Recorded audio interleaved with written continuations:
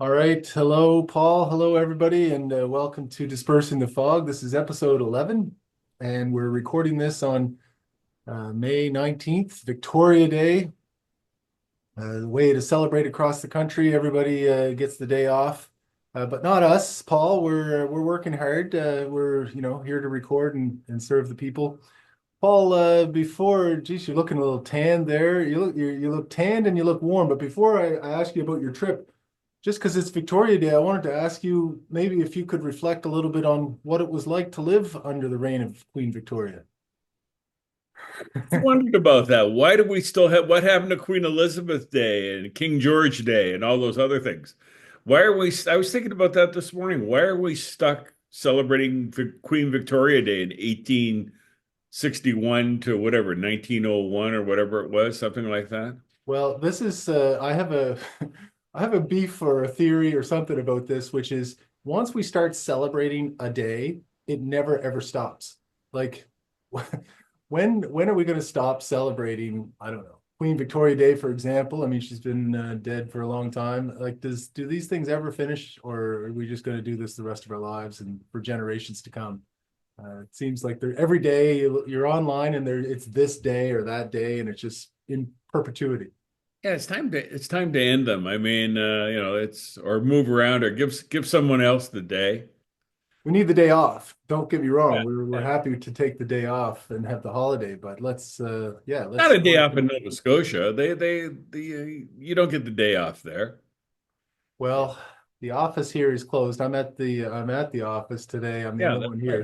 here. But that's that's a Yeah, fun you're thing. you lawyers, you can take the day off, but a That's lot of right. people, like I called the local pharmacy to renew prescriptions for when I get back to Nova Scotia tomorrow, and they're open. They're all in, and Tim Hortons is open today. Everything else is open. And we're on it too. So Paul, you're looking tan. The last time we saw you, you were in the South Pacific. You're back in the Northern Hemisphere now. How are you feeling? It's good. I'm getting over the jet lag to 7 hour difference, time difference, 6 hours to here, 7 hours to Nova Scotia. Yeah. So we stopped off in Ontario after traveling 28,000 kilometers on. We will have been on 8 airplanes, 8 airports. Um, Last week we couldn't do the show because I was on the island of Moorea, which is an hour from Tahiti, an hour ferry ride from Tahiti, and didn't have any service there. Oh yeah. Well, you need to do what the President of the United States does and just get another country to donate a plane to you, right? So you can get around a Yeah. lot easier. Oh, I flew on some nice planes and some other planes, like different planes, like ATR 72s from Rarotonga to Tahiti, a big Airbus 350 from Tahiti to San Francisco, a Porter airline Embraer, Brazilian-made Embraer jet from San Francisco to Toronto. It's we were there sort of like not gold plated or anything like that, but we had Are you a nervous passenger or flyer, Paul? You seem to know a lot about the planes that you were no, on. I fall asleep. I could fall asleep on the runway before takeoff. Okay, good. Yeah, that's the way Yeah. I am too. Yeah, it's like, okay, we're going there. There's a million people flying at one time. The odds against anything happening are pretty high. So, No, that's true. That's the way to look at it. And I always think too, it's like going into surgery. People say, "Are you nervous about surgery?" Well, I'm not the doctor. I'm not the flying the plane. Why should I be nervous? What's the point? So, Paul, it's been a couple of weeks and lots of stories building up or developing further as time goes on. A few that we want to talk about today. One is out of Nova Scotia, and this is the missing children in Pictou County, not far from where I'm speaking to you now. And it's made some national news. Jack and Lilly Sullivan are missing. They've been missing now for these close to 2 weeks. 3 weeks. Well, we'll see. Actually, that might be a debatable point. So we'll talk about that a little bit. And I want to talk about the trial that's been going on, and it's taken some very unusual turns. The World Junior Hockey Players trial in London, Ontario, lost their second jury. Uh, what's the Oscar Wilde quote? To lose one parent is misfortune, to lose two looks like carelessness. Here we go. They lost their second jury. I'm actually right in the middle of a jury trial now, so I've got lots of thoughts on what took place there and what's happening, as I'm sure you do. And there was an unusual head-on collision car accident in Nova Scotia we'll get to as well, and uh, some questions about how responsive the police were to that. There was an earlier report, and a lawyer who committed suicide some months ago here in Nova Scotia. There's a story that came up on that, and an unusual decision where the court in Nova Scotia here kept the names of other lawyers involved in that situation secret, prohibited the publication of the names. And so we'll talk about that a little bit. And we got a few other little nuggets along the way as well. So now that's just a way of setting up what we're going to talk about over the next 45, 50 minutes or so. And happy to have everybody joining in. Hope the Monday night adjustment doesn't affect too many people in a bad way. All right. So let's start. I'm going to start with this Jack and Lilly Sullivan, young children who were reported missing. And I say that specifically reported missing on May 2nd, Friday, May 2nd. So yeah, just over well, almost today is 17 days ago, so over 2 weeks ago now. And this was a place in rural Pictou County with no cell service, inland Pictou County. And if people have seen the home, it's a mini home. It's an older mini home on a kind of a rundown property with some outbuildings. There, I think the stepfather, Daniel Martel's mother, was living on the property in like a trailer, like or not a trailer, but like a camper van, or a tiny little camper. So anyway, the crux of it though is that this Friday morning, May 2nd, the mother, Michaela Brooks Murray, and the stepfather, Daniel Martel, who said they were in their bed with their baby, recently a newborn baby, and noticed that two children, age 4 and 6, were gone missing. And they went around looking for them. Daniel Martel did around the area, didn't find any signs, called the police, and there's been search efforts, extensive search efforts with the ground and rescue teams from across Nova Scotia helping out. Over 100 at a time, going through the thick woods. Lots of downfall because of Hurricane Fiona a couple of years ago. Tick infested woods, so tough for people and dogs and everybody searching, and no signs whatsoever of these children over 2 weeks time now.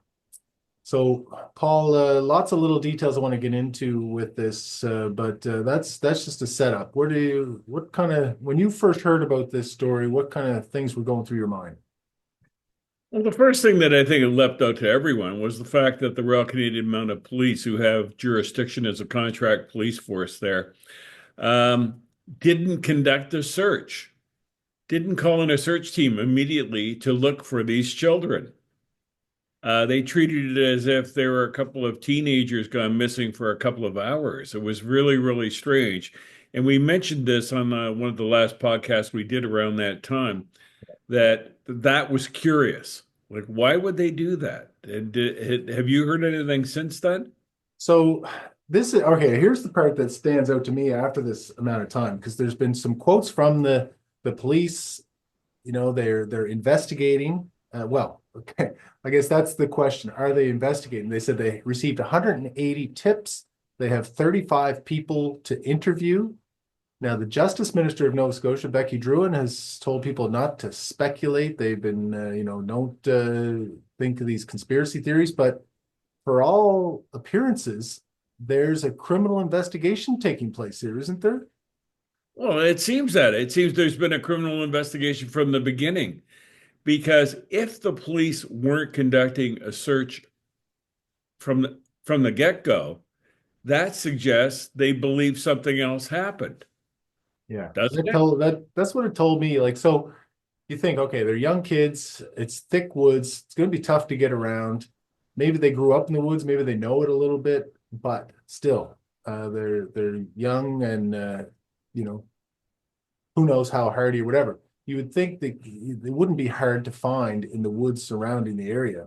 And so the Well, suspicion, I think, would be that they were abducted. and the story, no, but that it doesn't look like they're abducted because one of the things that stands out is the story from the beginning. So you asked me what my first impression was. The story from the mother and the stepdad didn't, it sort of smelled to me because and I think I said that in the last podcast before we knew much more, that they woke up at 10 o'clock in the morning. They didn't, the kids had silently, quietly slipped out the back door, which was all evidence is that would be a noisy door. It looks like everything on that property would be noisy. Yeah, and they went and looked for the kids for a few minutes, couldn't find them, and called the police. It just it all seemed too quickly, too sort of, maybe I'm wrong, but it just seemed too sort of practiced. Well, That if you the watch the whole mother's response statement, didn't seem right, huh? yeah, you saw the mother's statement too, did you, Paul? Yeah.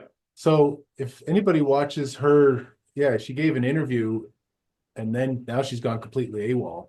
But that interview looked entirely rehearsed.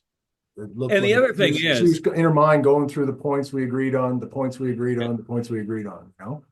yeah, and I agree with you on that. But the other thing about it is, well, maybe the kids were kidnapped. If the kids came out of their place at 10 o'clock, there was a short driveway down to the highway. The police say their dogs picked up a scent on the driveway, but it ended at the highway. That could mean anything. The kids could have been outside the day before, a couple of days before, Yeah. and they weren't on the highway. But as someone explained to me, the odds of a child walking out the door, going down the driveway on a Saturday morning and running into people who are going to kidnap them are in the millions, if not trillions to one. Yeah. It's Yeah. like the Especially in kid that, in that area where sitting at everybody the kind of end of know your each other. driveway in the 10 minutes that you went down the road or whatever. It just doesn't work that way in real life.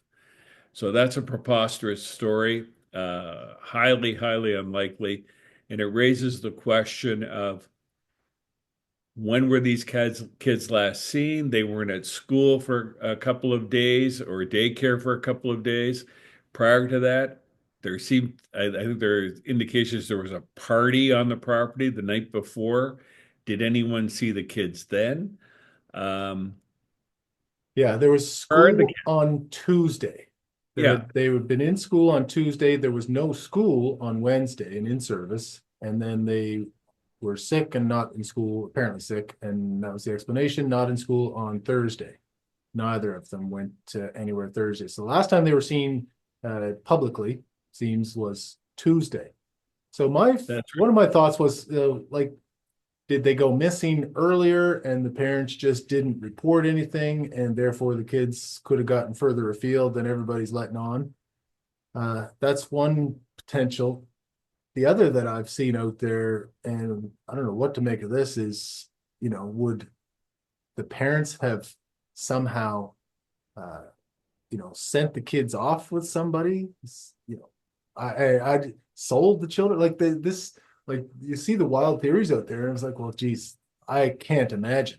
But our big red flag is the day after the mom takes off to another part of the province and cuts off all communication with her boyfriend, the father of the other of the baby, the stepdad of these children. So that seems like a really bad sign. Oh, absolutely. I mean, there is a pattern. You look historically at cases like this. You know, people living in a squalor, and I understand it was squalor, desperate situation. The baby daddy is not on the property. There's a new daddy. They got a new baby. The kids were apparently autistic. They could have been problematic, no matter how sweet they said they were, or seemed to be a burden. You sort of get dark thoughts. Were the kids killed, buried somewhere, incinerated, whatever? It's like, how could they disappear that thoroughly?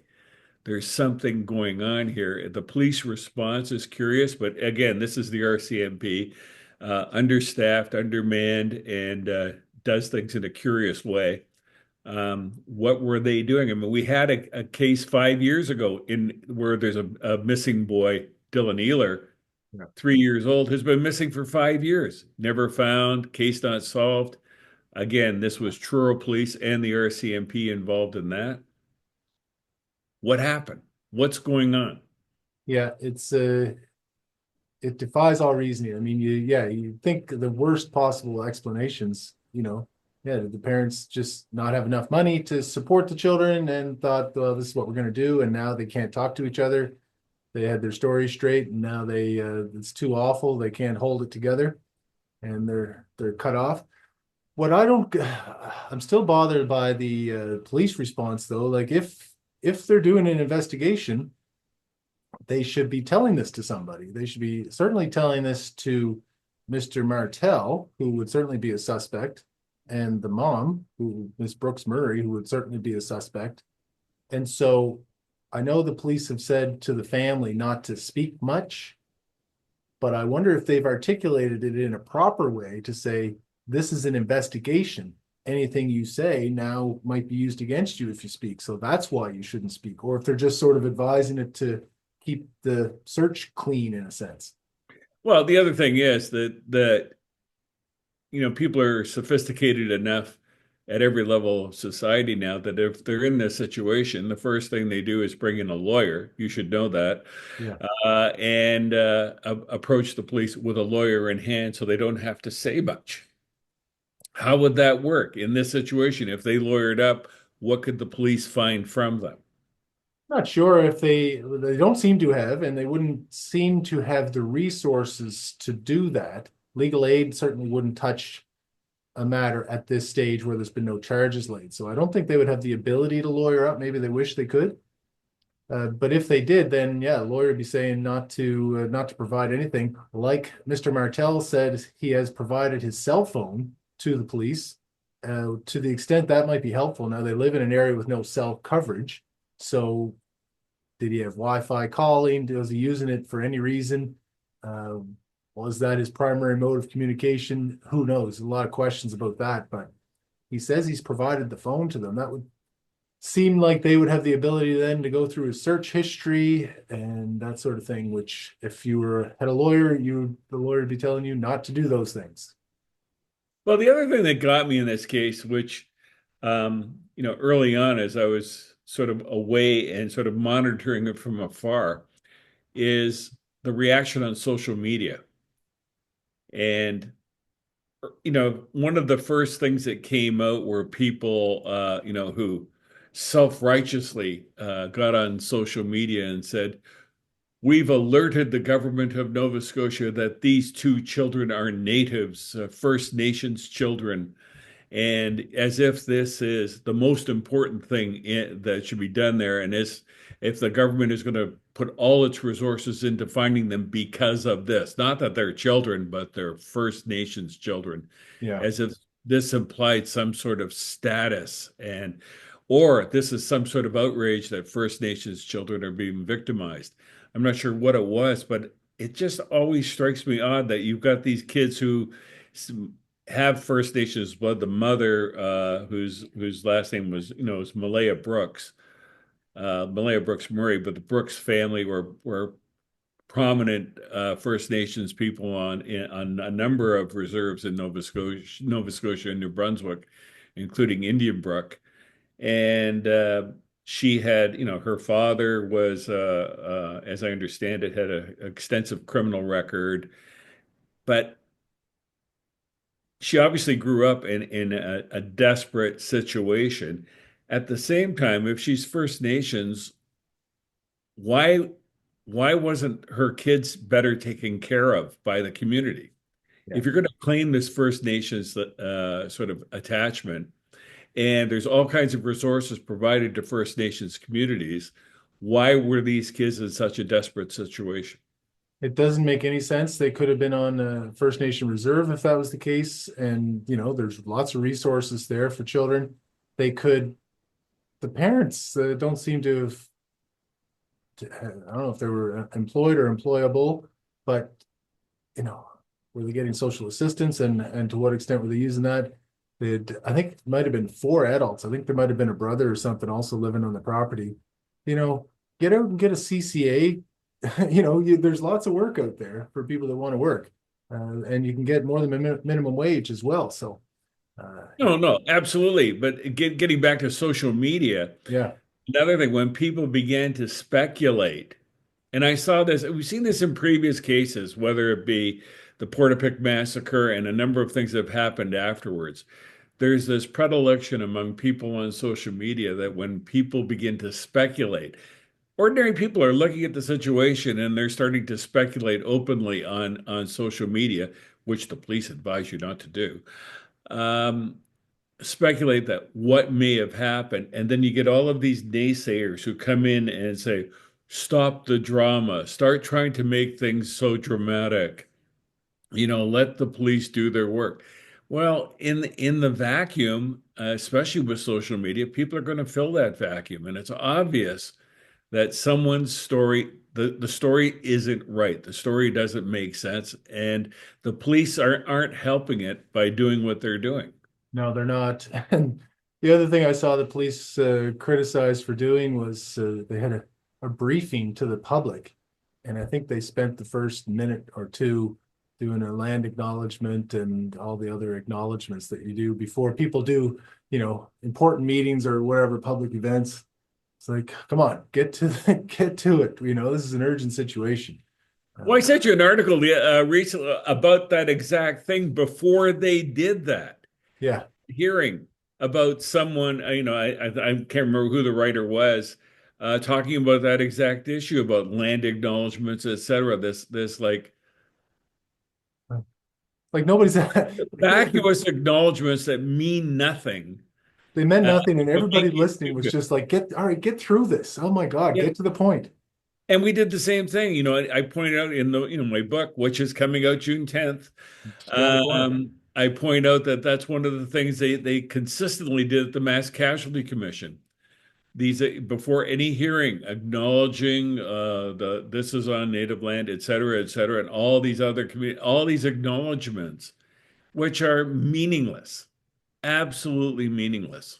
Yeah. But we there's the government people and people sort of currying favor with government. This is policy. It's a ridiculous policy. It's demeaning. It's demeaning to all those involved. It means nothing. Yeah. Let's say a prayer before you start press conference. Like, okay, so we're going to hear more about this, Paul, because they're searching. I mean, they're searching today. They're up there in Pictou County. The weather's not as bad as it was raining hard yesterday at times. Today is not so bad. They hopefully will have better search. Yeah, and I feel, badly for those children, whatever happened to them. Yeah. I mean, even the police have said they're likely dead now. And it looks like they were dead before they were reported missing. That's the way it looks. Looks like it, and whether the parents delayed reporting or were involved in their whatever got them to the missing status, that is yet to be determined. But seems like that's where this is going.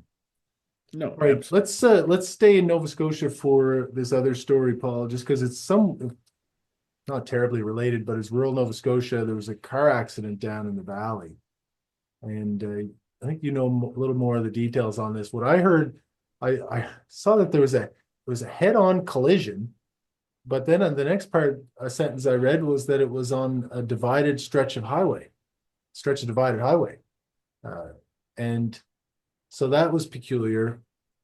5 people dead, and suspicion of impaired driving. Sounded like the police may have known about this vehicle some hours previous. Well, first of all, for people who don't know what the valley is, the valley, in Nova Scotia terms, the valley refers to the Annapolis Valley, but it could be like a 200-mile long stretch, 300-kilometer mile stretch on the east side of the Bay of Fundy. Where this particularly happened was in Falmouth, which is between Windsor and Hantsport.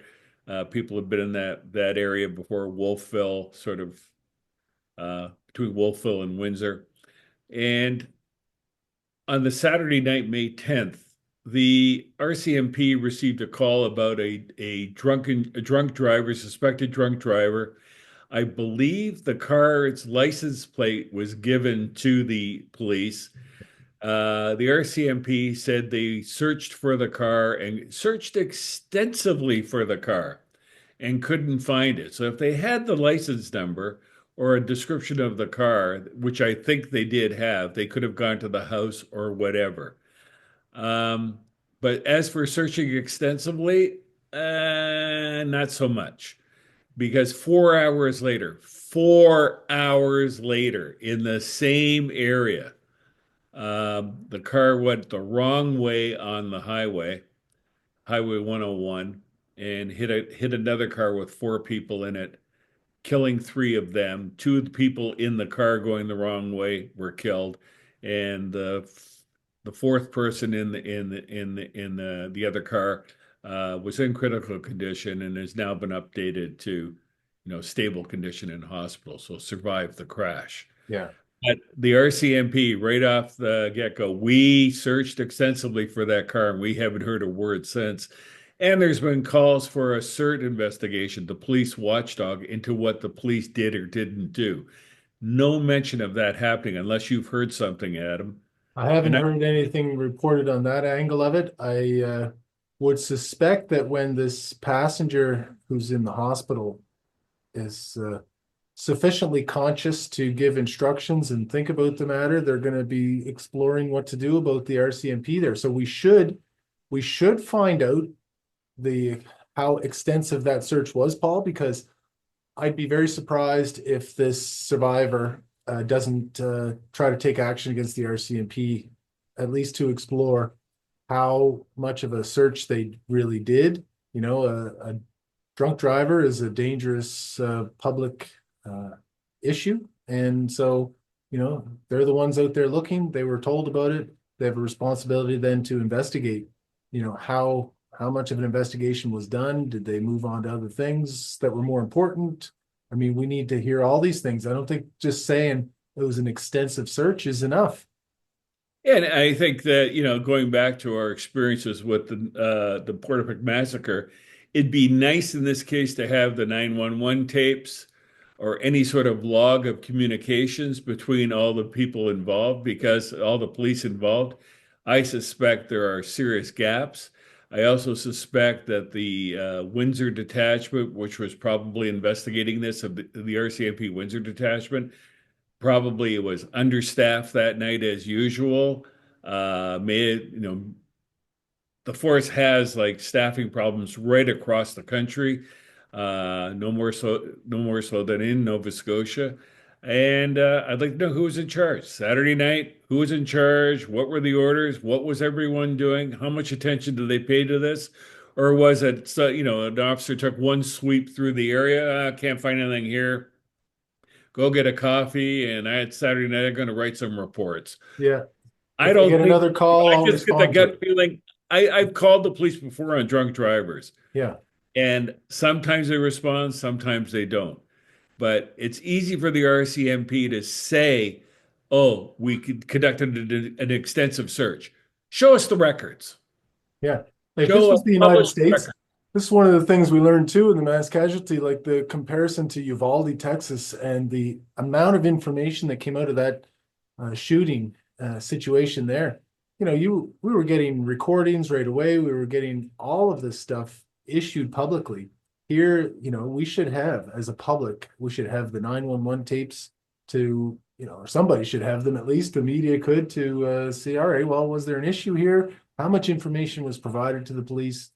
And, yeah, what are all of those details you mentioned? How many people were on duty compared to what should have been? And where were they actually going and doing searches? Well, and I guess that'll be the other problem: local media. There are hardly any reporters left at the local level, especially in that area. There's nothing really. And I mean, it's a problem right across, North America. I mean, I was in outside of San Francisco the other night between flights, and we stayed at a hotel there, and they had the local paper in San Bruno, California, which is just to the southeast of San Francisco International Airport. And there was an article in the local little paper where the editor of the paper was talking about what happened, people complaining about the lack of coverage in the community. And he wrote a column pointing out that we started this paper 5 or 6 years ago after the demise of other newspapers. And it used to be 50 reporters were covering this particular area in the adjoining city, I believe. And now there are three. Wow.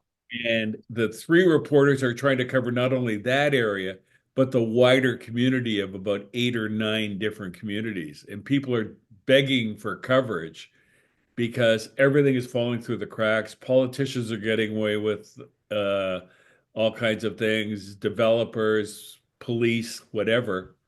And no one recognizes or appreciates that you have to support the media if you want media, if you want the police and everyone held accountable, because no one else is going to do it if they're not there.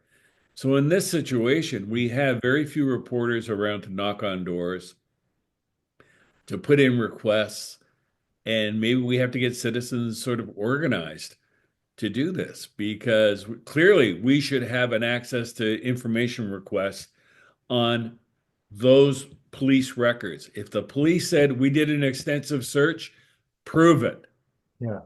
I mean, so we get that, and people complain then that, okay, it's just a bunch of who knows who on social media making claims based on who knows what, and that's worse. But that's without any media presence, that's what we're left with. Problem is, I mean, that's great that people are involved and interested. Problem is they don't have the resources or probably the legal authority to go out and make those access to information requests. I suppose they could, but they'd be in less of a position to do so than a media organization. So that's anyway. We'll see. Hopefully, if through one process or another, we'll find out what exactly kind of an effort the RCMP were putting into that search. Yeah, and I'm asking anyone out there, as I've done before, if you know where you can get these records, if those records are available, we'd like to see them. Send them to Andrew Douglas at Frank Magazine. We'll make sure they get published. Yeah, yeah, and there's there's lots of information. If anybody was getting arrested by the police that night and you guys were occupying space, we'll keep your name secret if you share that information. Yeah, I mean that's the whole point. It's like I wouldn't make this request if they didn't say we did an extensive search, Yeah, 4 hours. yeah. That's their wording. So prove it. They could have said, "Hey, it's a big area, and Yeah. we just didn't see anything or get any other further reports, and it's a terrible thing." But they said they did an extensive search, so let's hear more. All right. Before we move on to the next story, Paul, I want to just something really caught my eye. Every once in a while, I'll read or see these artificial intelligence stories. It's getting into the law a little more often. People are getting AI to write their briefs for them. There's lots of problems there. There was a case a couple of weeks ago in Arizona, in Chandler, Arizona. A guy named Christopher Pelkey, a military veteran in his early 30s, was killed in a road rage incident. So the guy was being sentenced for doing this. And the family of Mr. Pelkey constructed a video as a victim impact statement from the deceased Mr. Pelkey. He had done this aging of like camera feature on Facebook one time. They had some videos for him, fed it into AI, and generated a victim impact statement from Mr. Pelkey. It led to the judge. The state had asked the judge to impose a sentence of 9.5 years. After watching the video, the judge imposed and referenced the video 10.5 years for the killing and a road rage incident of Mr. Pelkey. So you never know where things might go. We might be getting, and the judge allowed it. It's the first time I've ever heard of this. Statements from deceased individuals about what they thought of the person that killed them. That's where this might be going. Who knows? Could be a regular thing. Well, the whole, it's funny you're bringing up AI because on one of my flights from Toronto to Vancouver, the fellow sitting beside me, I got talking to him about halfway through the flight, and it turned out he was an AI engineer, quite a prominent AI engineer doing AI for manufacturing.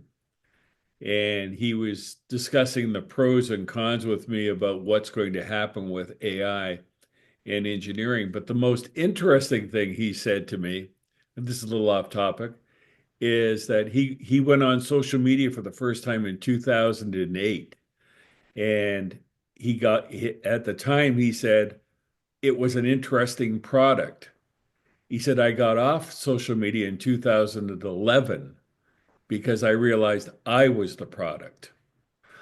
And so this is a guy who's involved in AI who says, I have very limited social media presence. Like I have a LinkedIn and that's it for work, but I don't participate in social media because I am the product. And he says, I don't like what they're doing with it. So No. just an interesting aside. Yeah, it's something else. All right. So I want to get turned now, Paul, to London, Ontario, a place where you might be familiar. We're hearing this is about the World Junior Hockey players sexual assault trial, a jury trial. Second, they lost their second jury this week and are now proceeding on a judge alone. And okay, so let's I'll set it up a little bit and then we can have a discussion. So the hockey players, there's five of them. Alex Formenton Cal Foote, whose father Adam Foote just got hired as the head coach of the Vancouver Canucks. Michael McLeod, Dylan Dubé, and Carter Hart. And okay, so charged with sexually assaulting a woman known by the initials EM. EM testified. She was on the stand for 9 days, cross-examined for 8 of those days by 5 different defense lawyers. So this is I'm right in the middle of a jury trial here, which I won't I won't discuss the details of that one, but it's got me thinking about all these jury issues because there is a lot. I mean, the jury goes out, you're talking about some evidentiary issue, a legal issue, and then you bring the jury back in. And in this case, there's reporters covering every bit of it, but they're not allowed to report on anything that happens while the jury's not in the room for the risk that the jury will go home and read about it that night and like, oh, that's what they were talking about. All right. But now, so they lost one jury right away, like while the first witness was testifying, and we were like, what did the witness say? Or what was it, something in the opening arguments that raised an issue? No, it was one of Alex Formenton's lawyers was speaking to one of the jurors at lunch. Now, I don't know London that well, Paul, but there's a lunch spot near the courthouse called the Covent Garden Market. And it apparently has a lot of food options and it's close to the court and everybody goes there. And so this lawyer, Hilary Dudding, one of the 2 lawyers for Alex Formenton, was talking to one of the jurors, making some small talk. Except the juror alleges she said a lot of head nodding there, like referring to during the Crown's opening statement. A lot of head nodding there. Like you don't speak to a juror in any event outside of, well, you don't speak to a juror during a trial. You just don't. You don't look at them. You walk away. Like during this trial here, it's in Antigonish, and there's only a few restaurant options near the courthouse. I get in my car and I go through a drive-through and I come back to the courthouse and I eat while I'm working. You don't run in. You're not going to go to the restaurant next door where the judge might be, where the jurors might be. You just don't do it. It's such an easy thing not to do. I can't believe it happened here. These are supposed to be the top lawyers in Ontario. So that was the first loss of a jury. The second loss of a jury happened this week. Same lawyer involved. Her and Daniel Brown, the other lawyer for Formenton, one of the jurors said and wrote a note to the judge. This is and notes to the judge from the jury happen all the time, and they're read in open court, and then they have to be dealt with. She wrote that, the juror wrote, sorry, he or she wrote that the two lawyers, every time the jury came in, seemed to be looking at them and then laughing to each other, talking, like whispering to each other and laughing, like they were making fun of their appearance. And of course, the lawyers put out a statement, nothing could be further from the truth. We wouldn't do that. Why would you alienate a jury if you're the defense? Blah, blah, blah. Okay, well, still, this is, to me, this is completely the lawyer's fault and could have been avoided. So lots of drama. I'll have more to say, but I want to turn it over to you for your first thoughts on all that, Paul. When I heard this, I thought, was this the plan? It was one of the strategies of the lawyers to cause problems with the jury, to get rid of the jury, to reduce it to a judge-only trial and get the emotion out of it and just deal with a judge because they felt they had a better chance with the judge. I know that sounds cynical and Machiavellian, but to me, the defendants have a better chance with their case with a judge only than with a jury. So I was wondering, is this some sort of bizarre strategy or is it just stupidity? Well, so their reaction. So the one reason you'd think, well, okay, maybe there was some strategy involved here. Okay, when this happens, then the discussion apparently, without the jury being present, the discussion took place, and the defense lawyers, the five defense counsels, well, 10 lawyers, but five defendants, all asked the judge to declare a mistrial. And I guess, well, that would have required the Crown to consider whether they would start over. After 9 days of having the complainant on the stand and not wanting to put somebody through that, maybe they wouldn't want to start over. But to me, that was never going to happen. That mistrial, that was a big reach. Like, it was too extreme of a solution. What I thought would be the process would be that the judge would bring in the one juror who wrote the note, ask that one juror, all right, have you talked about this with the other jurors? And, is this something that you felt personally, or is this something that others in the jury are also sort of thinking and talking about? If it was just the one juror, then you could extricate them. You could still have a trial with as few as 10 jurors. I don't know if in our jury, we had 14 to start, and the judge is going to knock it down to 12. We've already lost one. So we're going to knock it down to 12. They could have done that. They could have done that in London, didn't seem to have asked the juror if that was the case. They just got rid of the entire jury, found that the entire jury must have been tainted by this, or probably was. And now it's down to judge alone. The Crown had suggested giving an instruction to the jury just to say, listen, whatever you think the lawyers were talking about or whispering about, you have to make your decision based on the evidence, not on whatever your perception of the lawyers might be, and that would be enough. Maybe depending on what the juror said was the extent of the problem. But now we're down to a judge alone. And it's the ugliest of cases. Our Sharon and I and our daughter had a deep discussion about it the other night, and different views on it. Women tend to see that the woman involved, EM, was completely the victim, and she was in a difficult situation. And all kinds of women are in that kind of a situation, and they don't want to make a complaint. That's sort of the way things go. And I have total sympathy for them in that situation. The hockey players are making the case that it was consensual, and it was. But I mean, it's so bizarre, so sort of outrageous, the things that went on according to her testimony. But it's clear none of them should have been there. Yeah. No matter if it was consensual, no matter if it was consensual or not. Well, This was a dumb thing to do. so here's a question related to that, Paul.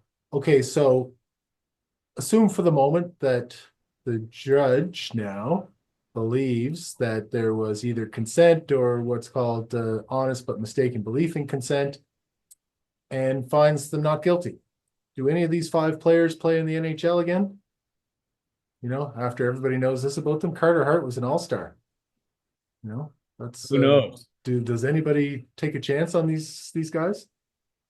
I don't know. The politics, and I really don't care. I mean, Yeah, the other issue that's going on and hasn't been widely discussed that I know of was how this ended up in court, which is I think is going to affect the decision making by the judge. And I think you're going, you should have a good opinion on this.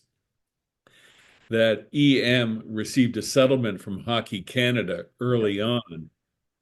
And in its investigation, Hockey Canada called in private lawyers to conduct an investigation.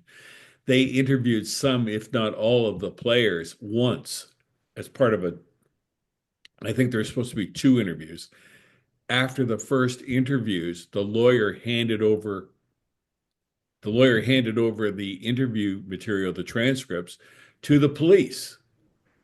So the players conducted the interviews only because they were told they would go nowhere in hockey unless they sat for the interview. So they were essentially threatened with the interview. They didn't just sit down and do it. So there was a yeah. threat hanging It, over their head. Now there's the suggestion that they did not make an uncoerced statement. Therefore, that affects the viability of their statements. Do you think that's going to enter into the equation at the end of the day for the I think judge? so. Yeah, it goes to the weight that you would give that kind of evidence if it's coerced.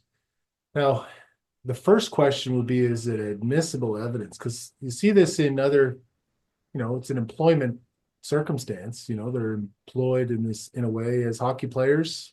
Hockey Canada is not their employer, but sort of their organization.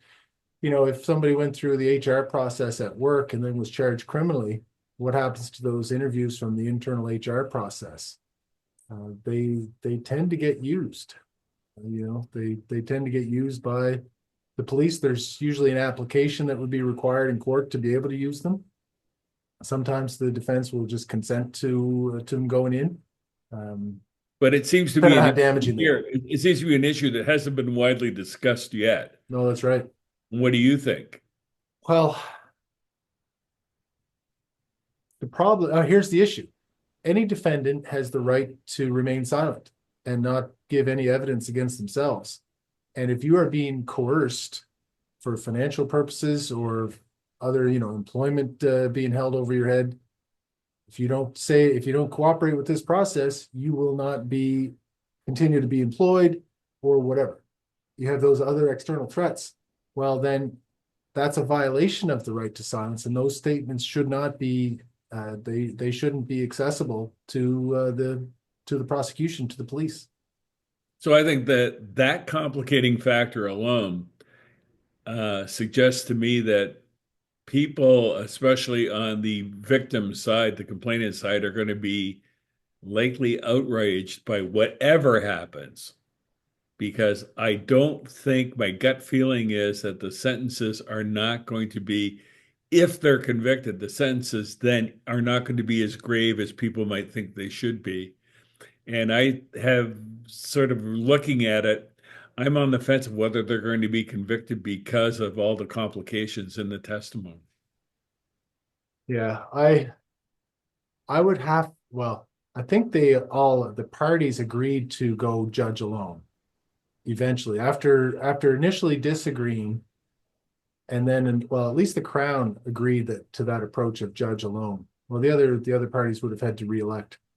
So I think the defense must feel fairly confident in their position. So just back to the statements. As a defendant, you might be agreeable to those statements going in because strategically you'll be able to say, yeah, we're not hiding anything. We gave a statement, and the testimony that they're giving or that other witnesses are giving are completely consistent with those statements. And therefore, the credibility of the defendants is high because they've told one story and they've repeated that same story. There have been a few discrepancies in EM's story, but It's hard to read. I mean, I've been trying to follow it as closely as I can. The defense seems to have some good ammunition here, and the consent videos and that sort of thing. But still more to come. I think there's other players. The big question for me is, are the players themselves going to take the stand? I kind of don't think they will. It's all, a lot of evidence has already come out through the group chat, through other players who were involved. So I do not think that the players will take the stand, but if you had a jury, you probably would put them on the stand because you got these 12 people. I think they're going to want to hear somebody say they didn't do it. And ironically, talking about this, in the New York Times or the Post this morning, there's an article about an opinion piece about porn is not harmless. And what you're seeing is, a whole cadre that has been raised on internet porn, male and female.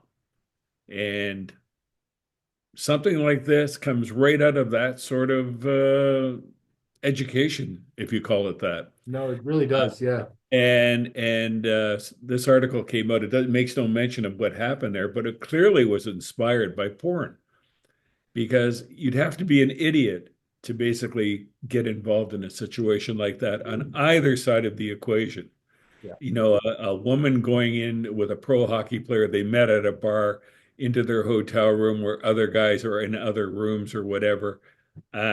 Very dangerous situation. Yeah. And she apparently had a boyfriend to start with, which raises questions. Did she respond because she felt guilty afterwards or something like that? It's just so complicated and messy. There's no winners in the story. No. And I've been watching it too because the case I'm involved in is a sexual assault allegation as well, and it's a very delicate situation evidence-wise because there's all these sexual assault myths, right, about false reporting and such, and what the women are, alleged to do, and the myths around these things, and they're very touchy, right? So you have to be very careful about how you introduce that kind of evidence, even to having a boyfriend, right? So there's a myth that has been articulated in the courts in Supreme Court of Canada that it's a myth that women will make up a sexual assault allegation in order to cover for the fact or for the suggestion that they've cheated on their boyfriend or their husband or whatever, right? So that's a myth. You can't just say that just because somebody has a boyfriend that they might have faked the account. There has to be some evidence to actually support it. You can't just suggest it out of the blue. So anyway, so there'll be lots to watch this week. The trial is going to continue with a judge alone, and it'll be easier for the reporters now because there's a lot of things when there's a jury trial involved, you're not allowed to report. Mhm. In fact, there was a security kind of issue too because a lot of protesters at this building out front, and so there was a problem with the jury going in through the same entrance as everybody else. So they having the jury go in through the back just to avoid confrontation with the protesters or avoid being influenced by the protesters. So anyway, those issues are all gone now because so is the jury. So, all right, Paul, we're probably have about 5 minutes left. Do you want to get Oh into yeah. what? I want to get to one more thing. All right, good. I'm in Toronto, the land of the losers. Oh my. The universe is as it should be. The Leaf fans out there will probably hate me for that, but geez, this is Toronto. Toronto used to be an upbeat place. Back in the Blue Jay days in the early 90s, it was the town of winners and champions. Well, since 1967, when the Leafs last won the Stanley Cup, Toronto teams have won three major championships, two in baseball, one in basketball in 2019. It ain't pretty. I mean, this is a city where traffic's bad now. It's turned what used to be a rather attractive place into a sort of condos and miserable people and narrow lanes, and it's insanity. And that the Leafs lost last night. We were in a bar restaurant near the at the corner, and after Florida scored their first goal in the second period, I said basically insurmountable lead. Let's go home. 8 minutes later, we got home. It was 3-0. It was I'm on a group chat with some guys, university buddies, one that lives in Florida next to where the Panthers are, and a few Toronto guys. And so there's lots of activity there last night. The two Nova Scotians on the chat, we were wondering, like, who do we cheer for? We have Brad Marchand on the Panthers. So the little ball of hate came through again, beat the Leafs. it's a sad situation. I mean, in my heart, I kind of wanted the Leafs to beat the Marlins or the Panthers, to beat the Panthers, but just because of the U.S. Canada stuff that's going on, Yeah. and then that would put the Leafs into the final, or at least a chance of getting into the final, where they would meet Edmonton. Hopefully, that Edmonton would beat them. There you go. That was my dream because you can't let the Leafs win. Speaking of dreams, by the way, Leafs fans, you will not be getting Connor McDavid. We as a country cannot allow you to ruin our best player by having him play for the Leafs. He is going to remain an Oiler for the rest of his career. I don't know. Like as I said, our daughter said to me, she said, "When did the Leafs last win? Like 20 years ago?" I says, "No, 1967. I was lying on the carpet of my family home at 65 London Street South in Hamilton, and I watched the game and the Leafs won, and I almost cried because they were the oldest, slowest, dullest team in hockey.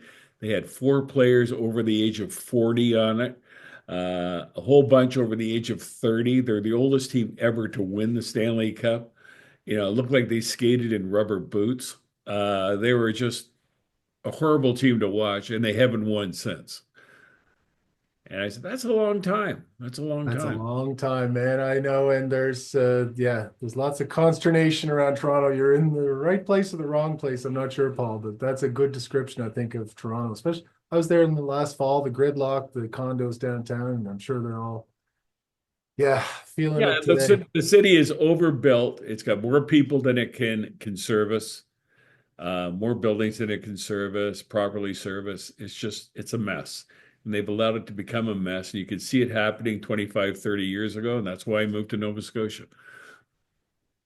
Well, we'll see what happens. Lots of hockey yet to be played for some teams. Oilers are Canada's hope now, I guess. Everybody's got to get on the bandwagon. Oilers, Stars on one side, and Carolina and Florida on the other side, which is a series I won't watch much of, I guess. We'll see. And yeah, lots. We'll come back and we'll see how those teams are playing next week when we get back on. Yeah. And I think now we're going to be back. For those who are watching, we're going to be back on a regular schedule. Yeah. Um, as I said, my book launches June 8th, books out June 10th. And I think people, and the other thing is I got some more people, got a note from my agent that there was a film company who's interested in my new book without even having read it. So, Wow. and when they read it, I think you'll see they're going to be really excited about the story I'm telling. Wow. That'd be pretty awesome. Yeah. Do you figure out who's going to play you in the movie? Danny DeVito.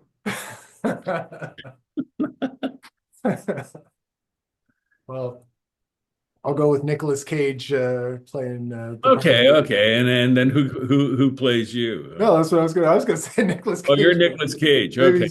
maybe he's too far gone now. Okay. Nicolas Cage, Ben Affleck. We'll see. We'll see. No, that's great. Okay, Paul. So yeah, we'll be back for everybody regularly now, Sunday nights at 8:30. Should be for the next little while. I'll make a note on YouTube if there's any changes to that schedule, but otherwise, we'll check the stories and we'll give you some more interesting commentary next week. So thanks everybody for watching and thanks for listening. Yeah. Have a good week. Next time. See you later.